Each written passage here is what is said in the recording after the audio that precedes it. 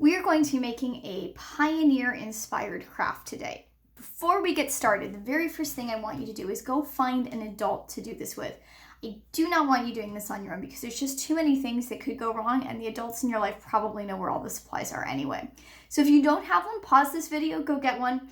Adults, welcome, thank you. I am glad you guys are going to be able to do this craft together. This is a really fun one. I've done it with kids before, and it turns out pretty cool. So I'm excited to get to do this with you.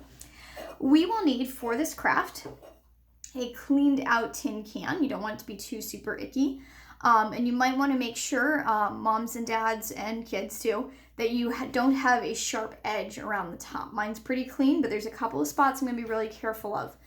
You can use a can opener to kind of flatten that out if it is kind of sharp when you start. You will also need a nail. Mine is pretty tiny. My big nails were all put away, so I found my small nail. This is fine for me. Moms and dads, if you're worried about needing something kind of sharp and thick for this to work for your kids, that's totally okay too. I'll let you make that call. You will also need a hammer and a Sharpie. Some optional things you might need are some wire, some paint, and some kind of light source. This could be a small candle, a tea light, something battery operated, a flashlight even.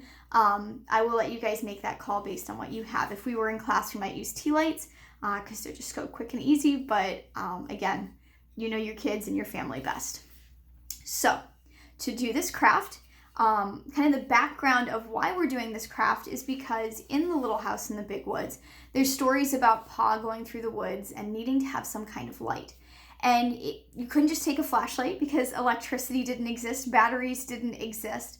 I mean, electricity existed, God made it with the world, but like it wasn't wired into houses or batteries yet. And so they had to use fire as a source of light.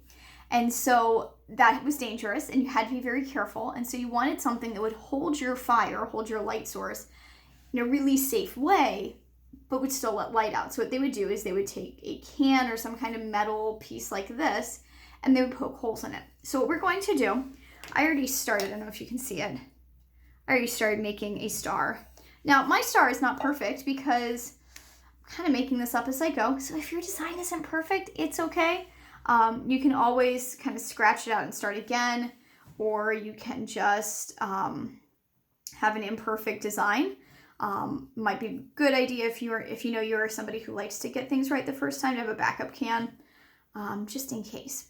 I would recommend, I'm putting in some extra finishing touches on my dots here.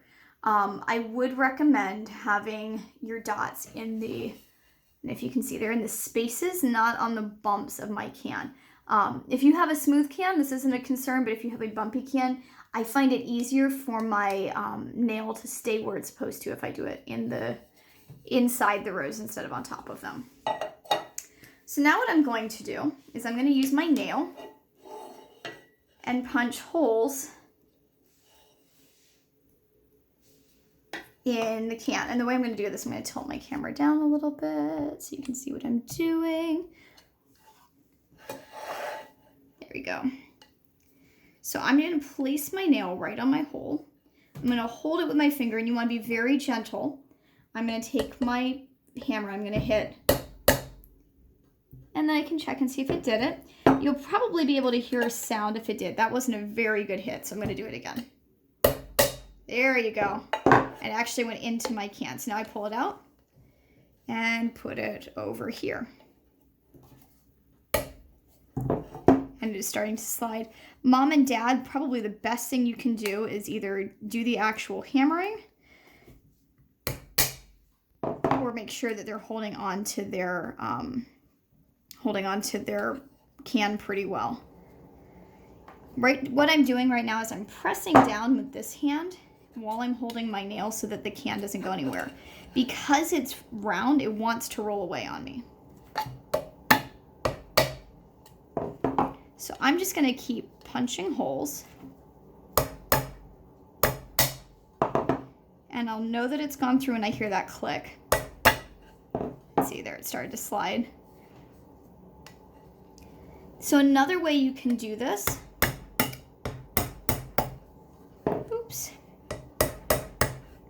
Another way you can do this if you are worried about using actual nails is to use like a toilet paper roll or some kind of cardboard tube. And goodness, it's sliding all over. And you'll notice here I'm not using one of my dots. I'm kind of eyeballing it because I didn't make my dots correctly the first time.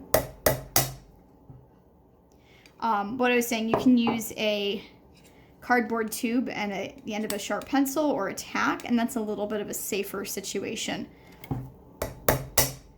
The point is to use something fairly sharp to poke holes in something that's not see-through.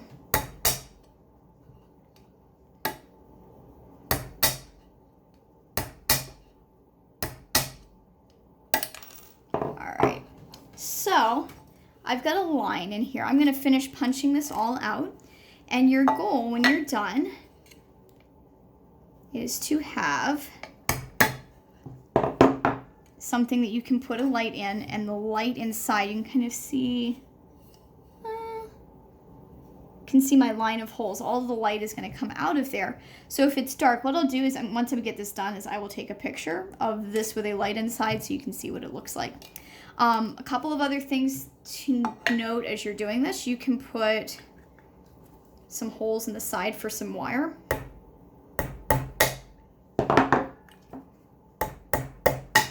I'm going to make those pretty big, so I punched my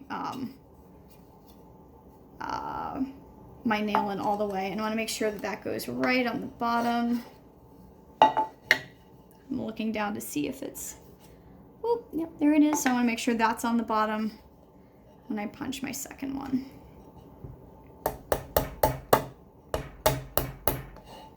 You guys can't see that.